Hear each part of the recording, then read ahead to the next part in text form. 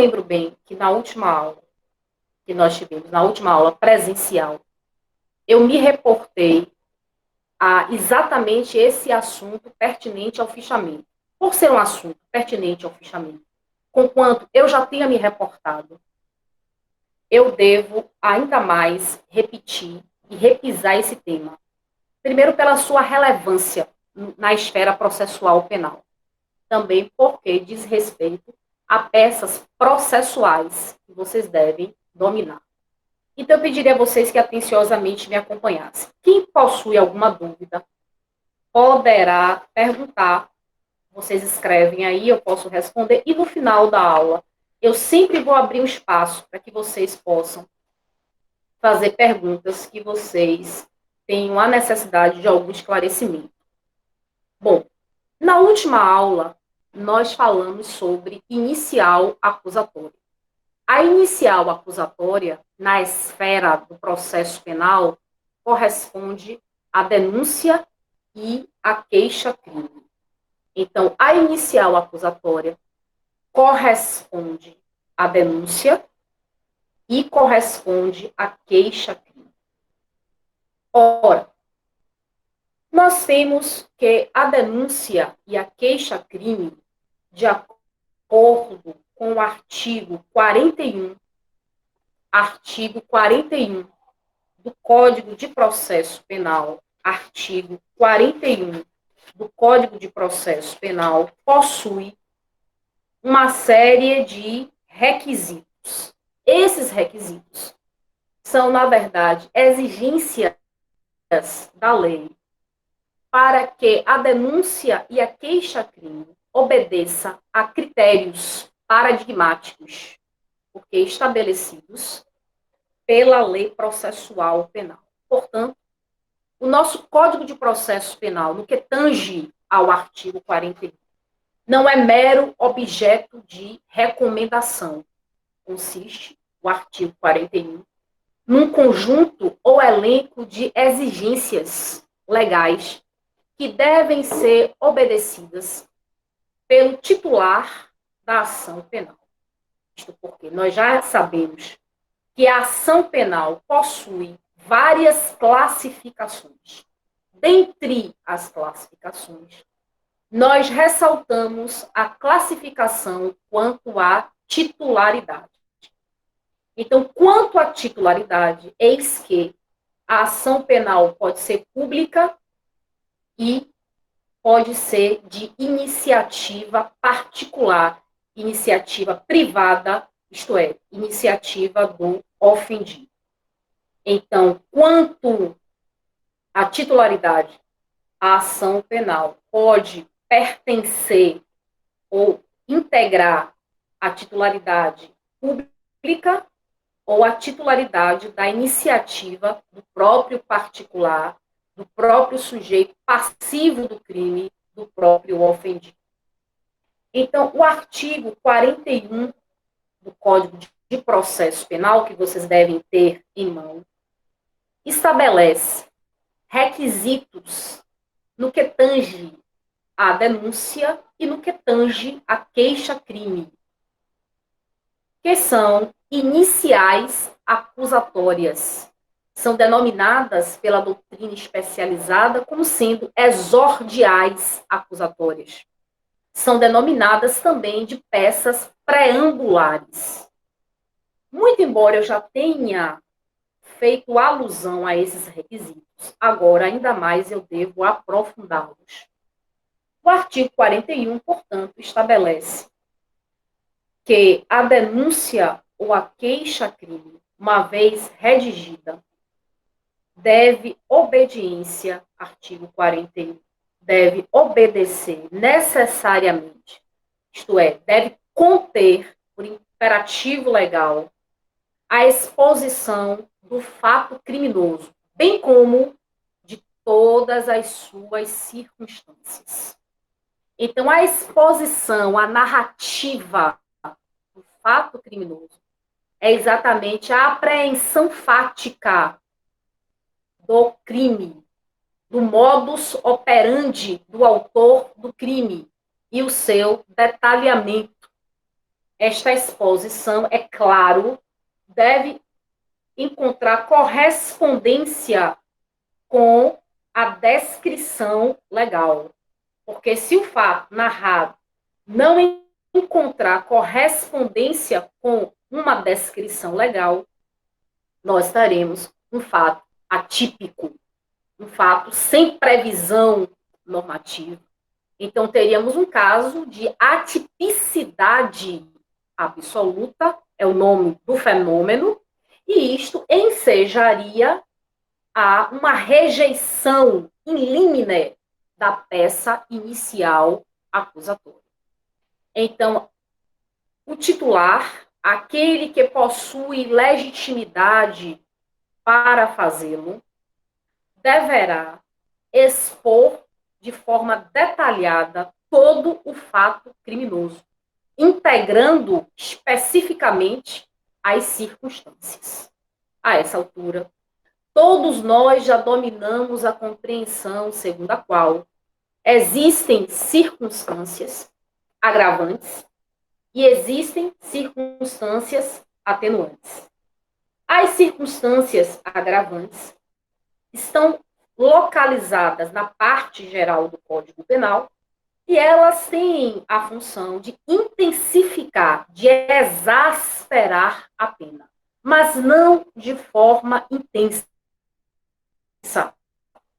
e sim de forma moderada.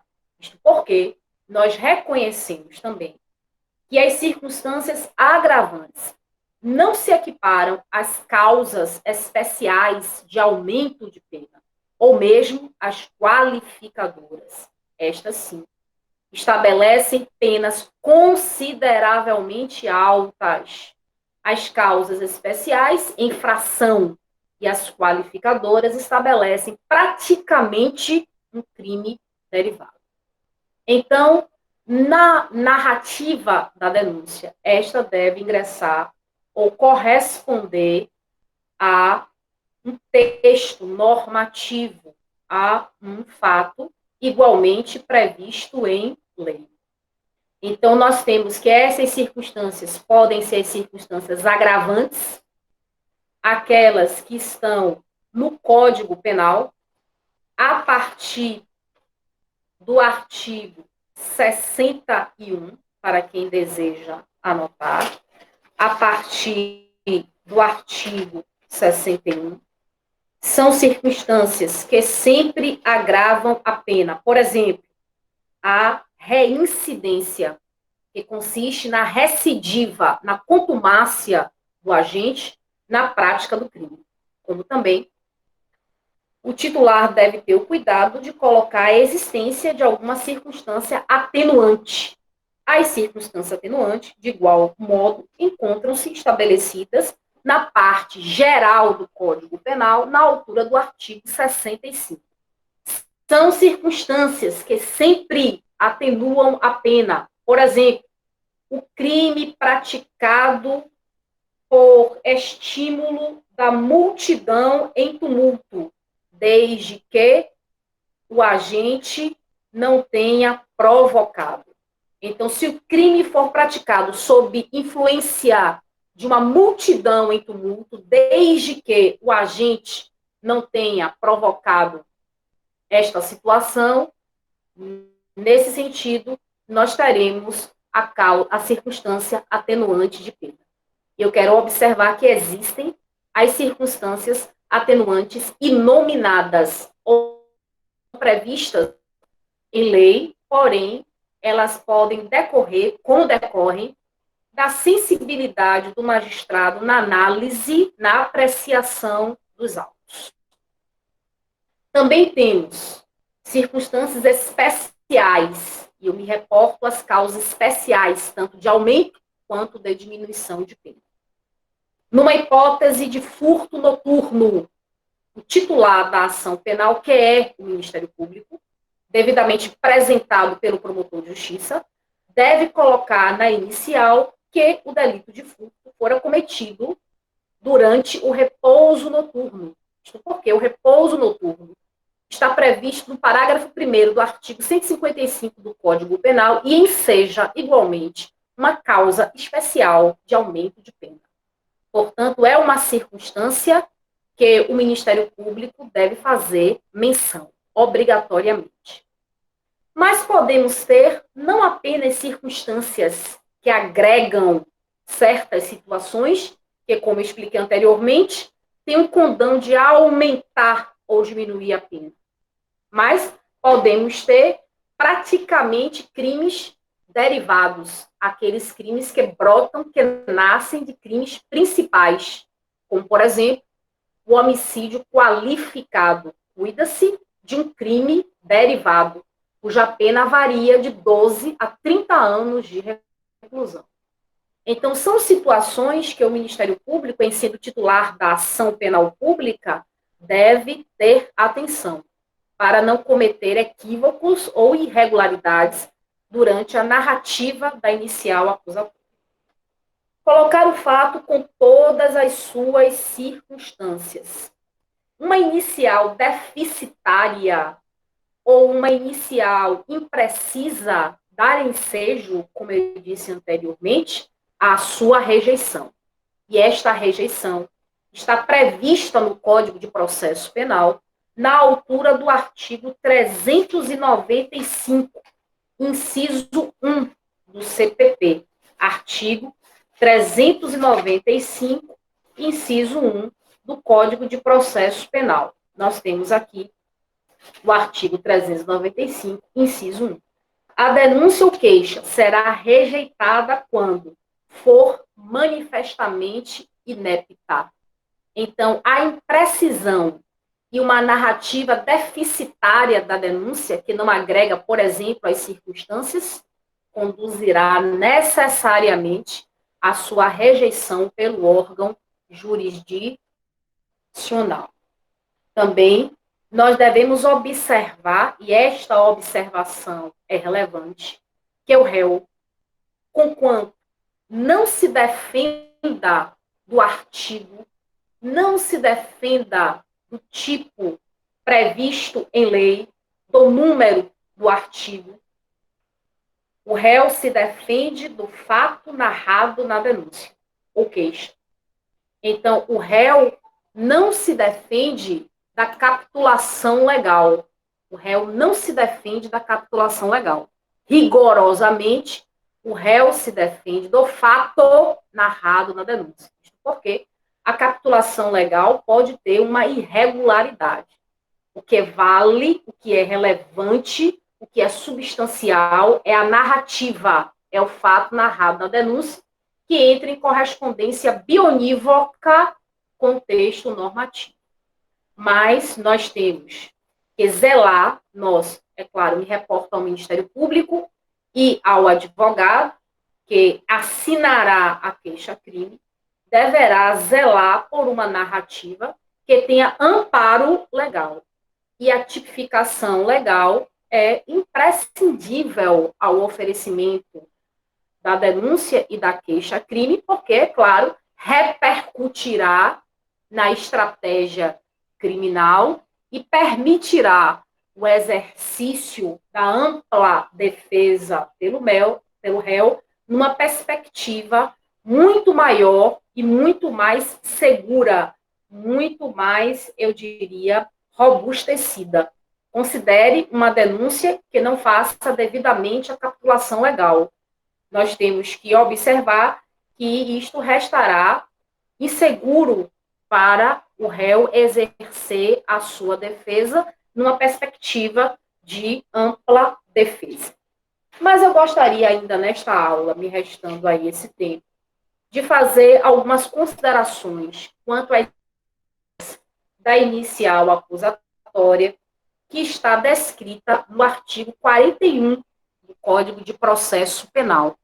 É que a inicial acusatória deve necessariamente fazer a qualificação do réu. A denúncia é dirigida a determinada ou determinadas pessoas. Nós sabemos também, e esta observação é interessante, que existem crimes societários e que o Supremo Tribunal Federal já tem afrouxado a necessidade de o Ministério Público narrar especificamente todas as condutas dos sócios, porque isso seria um trabalho hercúleo. Então, inicialmente, o Supremo Tribunal Federal já se posicionou a respeito, permitindo uma certa mitigação quando se trata de crime societário, no sentido da narrativa dos crimes, da narrativa dos fatos, da narrativa de todos os comportamentos dos sócios. Então, é claro que o Ministério Público pode fazer breve alusão, e durante a persecução criminal, durante o processo criminal, o Ministério Público poderá reforçar, robustecer a inicial acusatória, porque já reuniu elementos suficientes para apontar com detalhes, com minúcias, a conduta de cada sócio que integra a sociedade. Mas, é claro, o Ministério Público não poderá deixar de apontar a qualificação dos réus, mesmo em crime societário, porque a denúncia se dirige a uma pessoa ou a pessoas determinadas. Então, se faz necessário, portanto, que haja esse cumprimento de uma determinação legal, porque o não cumprimento desta determinação, qual seja não mencionar a qualificação do réu ou dos réus, em se tratando de um regime de concurso de pessoas, tornará igualmente a denúncia não apta, a queixa-crime não apta a cumprir as suas consequências processuais penais. Ela será inepta e, é claro, o juiz deverá rejeitá-la liminarmente. Mas é possível, caríssimos, que nós não encontremos a qualificação completa do réu. O Código de Processo Penal, nesse sentido, nos enseja uma saída. A saída é a possibilidade de que, conquanto ou em que pese não termos a qualificação segura do réu, eu posso estabelecer na denúncia sinais suficientes, e eu diria eficientes, para o reconhecimento do réu, como, por exemplo, alguma característica física. Nesse sentido, e dentro dessa possibilidade, é possível, sim, o oferecimento da denúncia ou da queixa-crime, pese não termos os elementos de individualização completos. Eu me refiro aos elementos de qualificação, porque individualizado a pessoa deve estar, porque a denúncia e a imputação se dirige a determinada ou determinadas pessoas. Mas eu posso, substituindo a qualificação, estabelecer sinais característicos. Isto é plenamente admissível. E como disse anteriormente aqui, na própria denúncia ou na queixa, ao final, é claro e evidente, teremos de classificar o crime, estabelecendo tipo penal em que o réu se encontra em curso, em que ele praticou o crime. Então, descrita a denúncia, narrada a denúncia, ela deve, ao final, repercutir em algum tipo penal, deve se acomodar, se adequar a um tipo penal. Nesse sentido, é que a tipologia ou a classificação ou a qualificação legal do crime deve estar exposta na exordial acusatória. Também, já estou encerrando, porque a nossa aula é realmente curta, o horário, mas eu quero cumprir aqui esses incisos que faz parte da nossa aula. Eu disse, na última aula a vocês, da necessidade do reconhecimento da denúncia ou da queixa do rol de testemunhas. Nós sabemos que, em regra, no procedimento comum para crimes apenados com reclusão, a regra estabelecida pelo Código de Processo Penal é que deve ser observado o máximo de 8 testemunhas. Essas testemunhas são chamadas de testemunhas numerárias, porque elas correspondem à exigência legal. Então, eu tenho de ter, no máximo, obedecendo o Código de Processo Penal, até 8 testemunhas. Mas, professora, pode haver um caso em que haja necessidade de nomear mais testemunhas? Pode. Há situações, efetivamente, em que o titular da ação, penal pública ou ação penal privada, pode nomear mais de 8 testemunhas. Eu daria 2 hipóteses em que o réu praticou 2 crimes, isso corresponde a 2 fatos típicos, e, portanto, nós damos ensejo de, para cada fato típico, termos até 8 testemunhas com possibilidade de serem elencadas na exordial acusatória. Como também é possível, na hipótese de mais de um réu na exordial acusatória, eu ter, por exemplo, a hipótese do concurso de pessoas, a pluralidade de réus, concurso de autores de crimes. Neste caso, principalmente, cada réu deverá ou poderá ter mais de 8 testemunhas, exatamente porque o Ministério Público também tem assegurado, nesse mesmo sentido, o contraditório. Tanto a defesa pode nomear mais de 8 testemunhas dentro do que foi explicado, como, naturalmente, o Ministério Público dentro de uma perspectiva de obediência ao princípio do contraditório. O princípio do contraditório é um princípio processual penal que anuncia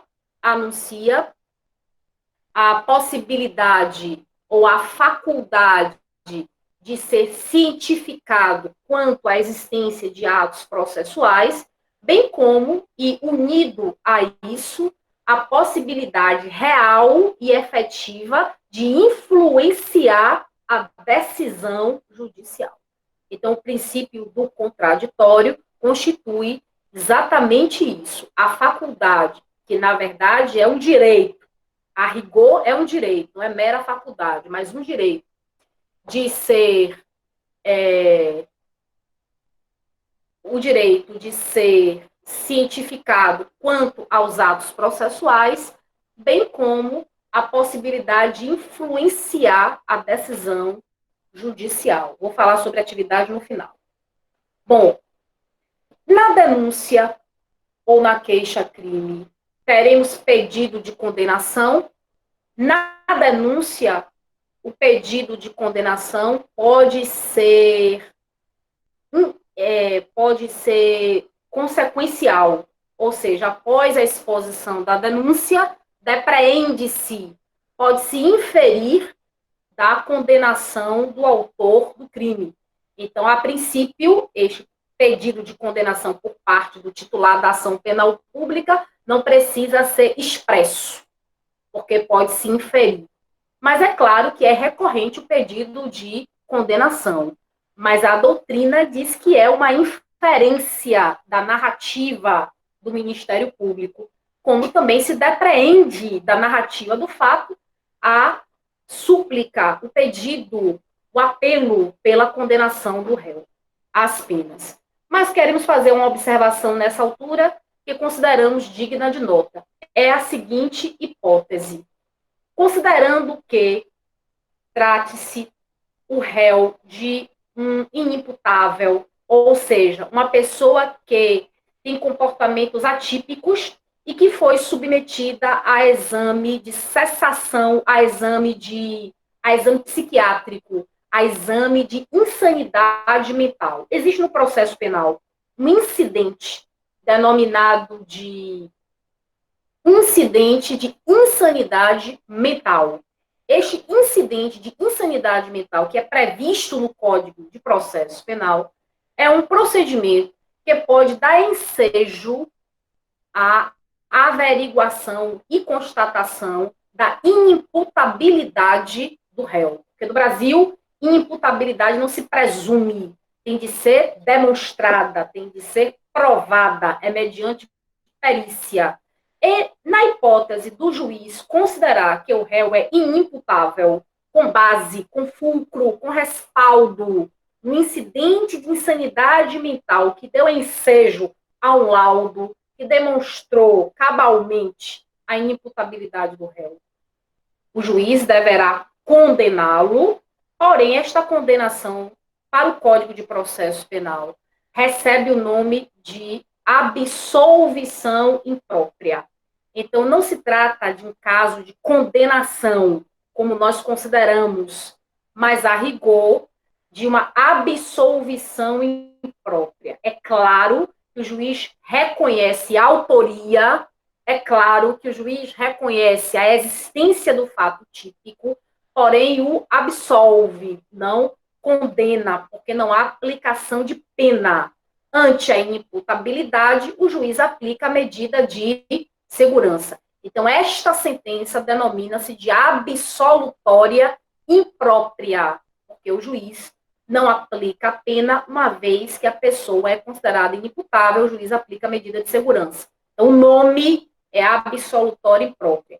Então, esta denúncia, por exemplo, se já está constatado a necessidade desse incidente, se há sinais claros e evidentes de inimputabilidade, o Ministério Público pode, na denúncia, já suplicar por uma absolvição imprópria. Na absolvição imprópria, não se aplica pena, se aplica medida de segurança, que é uma medida nitidamente assecuratória, que é uma medida que ela não tem em vista o que a pessoa fez, que foi a prática do crime, mas em razão do que ela é capaz de fazer, dada a periculosidade dela. Também é claro que a denúncia deve ser endereçada. A denúncia tem um destinatário, a queixa-crime tem um destinatário, qual seja o juízo constitucionalmente competente. O juízo constitucionalmente competente. Então, este juízo constitucionalmente competente é o juízo através do qual o Ministério Público endereçará a sua inicial acusatória ou titular da ação penal de iniciativa privada. O erro no endereçamento é mera irregularidade, não provoca uma nulidade, uma nódoa, ou seja, não impede a produção dos efeitos jurídico-processuais, que é exatamente a consolidação de consequências processuais. Bom, o Ministério Público e a defesa devem assinar a inicial acusatória.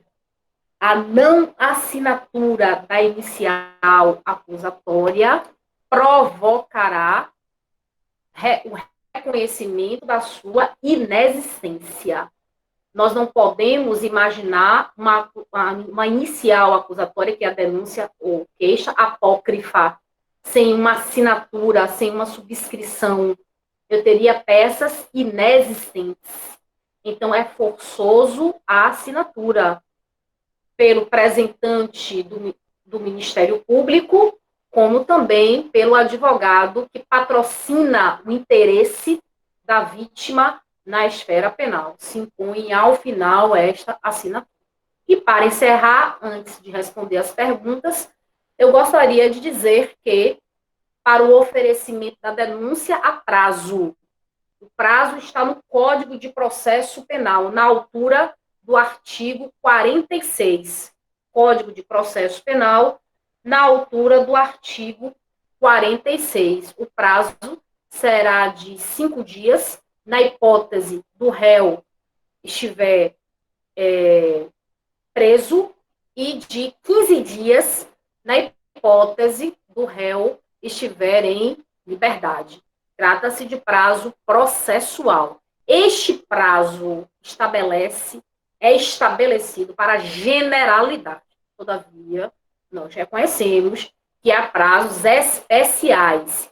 E esses prazos especiais estão, evidentemente, em leis especiais. Eu também gostaria de me reportar à necessidade do estudo dos artigos aqui ditos, como, por exemplo, o artigo 46 do Código de Processo Penal, artigo 41 do Código de Processo Penal, e eu também fiz referência ao artigo 395 do Código de Processo Penal. Foram artigos que nós tivemos aqui a possibilidade de visualizar.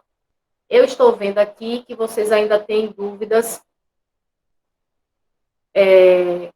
com relação às atividades. Já vou esclarecer nesse momento. Eu tenho uma pergunta aqui que eu devo responder.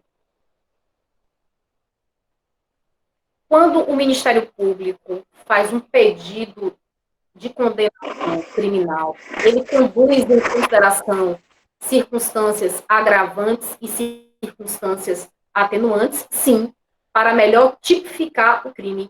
Então, por exemplo, o artigo 155 e combinado com a agravante, combinado com a atenuante. É claro, ele faz essa menção, até porque ele precisa fazer essa tipologia mais, eu diria, adequada, mais rigorosa, mais técnica, inclusive, porque ele tem de fazer isso harmonicamente com a sua narrativa. Se dentro da narrativa ele fez dentro de uma perspectiva de circunstâncias, ele naturalmente deverá se reportar a essas situações. Não há porquê, conquanto o Ministério Público seja órgão acusatório, ele deve zelar pela lei e, atualmente, eu diria mais pelo próprio ordenamento jurídico. Então, o Ministério Público, ao final, inclusive, pode pedir a absolvição do réu.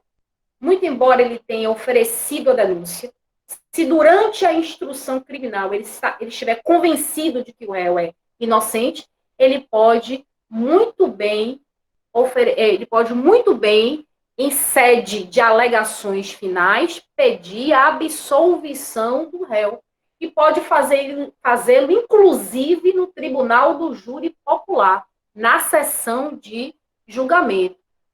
Porque, tanto quanto ele é órgão de acusação, ele também é um órgão que zela pela ordem jurídica, pela ordem constitucional, pelos direitos coletivos, difusos e transindividuais. Então, ele poderá fazer isso dentro dessa perspectiva, sem que isso mereça nenhum tipo de objeção por parte do seu órgão censor. Se alguém quiser fazer alguma pergunta, pode fazer. Enquanto a pessoa vai escrevendo, se tiver alguma pergunta, eu vou esclarecendo quanto ao fichamento que as pessoas, eu estou vendo aqui, ainda as dúvidas ainda persistem. Nós temos que avaliar vocês de alguma forma, não é verdade? E essa forma encontrada, esse modelo, é exatamente, eu preferi o modelo do fichamento. Então, eu peço a vocês que façam um fichamento simples, não é? Dentro das regras que vocês conhecem, o fichamento do livro de Nestor Távora. Esse fichamento pode ser entregue, eu vou dar o endereço a vocês do e-mail, mas eu quero dar esse endereço na próxima quarta, porque eu vou verificar como é que está meu e-mail primeiro, né? Porque senão vai ser quantos documentos enviados. Então, eu tenho que verificar a situação do meu e-mail para que eu possa dizer a vocês, olha, é por esse e-mail que vocês devem mandar o fichamento. Então, por enquanto, vocês vão fazendo, e na próxima quarta, quando eu já tiver um endereço específico, eu vou dizer, olha, vocês podem enviar para esse e-mail. Essas atividades, caros, serão semanais. Eu já devo dizer a vocês. Serão praticamente semanais. Então, todas as semanas, nós teremos uma atividade complementar que deve ser realizada por vocês para que possa compor a nota do VT. A nota do VT não se resume a esse fichamento. É uma composição de fichamentos. Nesse fichamento, eu gostaria que vocês fizessem sobre o livro de Nestor Távora, no capítulo 3. O capítulo 3 do livro de Nestor Távora, que é um livro já que vocês conhecem desde o processo penal 1, não há nenhuma novidade. Capítulo 3 do livro, ação penal, no item inicial acusatória. Inicial acusatória até fundamentação do recebimento e recebimento tácito. Então, é esse fichamento que é para que vocês entreguem. Por enquanto, vocês vão fazer. Na quarta-feira, eu vou dar um endereço específico para que vocês possam fazer o devido fichamento, para que vocês possam entregar o fichamento através do e-mail, que eu ainda vou falar, certo? Então, a princípio, eram essas as considerações que eu tinha obrigação de fazer com vocês. Mas nós ainda estamos nos adaptando, né, a essa ferramenta. Nós teremos nosso encontro semanal e eu devo começar o próximo encontro exatamente no horário da aula, porque é uma orientação institucional. Apenas hoje, porque foi uma aula experimental. E eu gostaria, mesmo sendo experimental, que vocês colocassem cada um de vocês presente na aula, no chat, presente, marcassem aí a presença de vocês. Então, tem o nome de vocês, embaixo vocês colocam presente, porque aí eu vou anotar a presença de vocês. É claro que quem não esteve presente nessa aula, eu vou considerar, porque eu estou avisando a partir de hoje. Mas já na próxima quarta, todos avisados, então, efetivamente, nós teremos como colocar as faltas de forma mais justa, né? De forma mais equânime. E eu gostaria de saber se está tudo bem, se vocês entenderam o assunto, se tem alguma pergunta, alguma dúvida, se está tudo bem, se vocês, enfim, tem alguma coisa a me dizer. Quem quiser falar aí esses minutos finais. Não? Tá tudo bem? Então, pronto. Então, eu vou encerrar a aula. Não, a aula será mais cedo na próxima semana. A aula será exatamente no horário, né? Me parece que é às 16h40. Me corrijam aí se eu estiver errado. 16h40. Tudo bem. Muito obrigada. Muito obrigada mesmo, viu? Vai dar tudo certo. Tudo certo. Nós estamos muito felizes. Ainda foi melhor que pessoalmente. Ah, pensei que eu fosse melhor pessoalmente, mas tudo bem. Eu estou muito feliz por estar com vocês nesse momento. Muito mesmo. É um estímulo muito grande para mim e para vocês. Nós podemos estar próximos, vocês me ouvindo e ouvindo vocês. Eu gosto muito de vocês. E a aula só é boa porque vocês estão ouvindo e sempre estimulam. Tá bem? Um abraço forte. Fiquem com Deus. E eu estou aqui muito pensando em vocês, em oferecer o melhor. Viu? Aqui no conforto da minha casa. E vocês aí, é bacana isso. Certo? Um abraço para vocês. Eu vou desligar aqui, que daqui a pouco eu tenho outra aula. Eu vou dar aula hoje até mais tarde. Um grande abraço.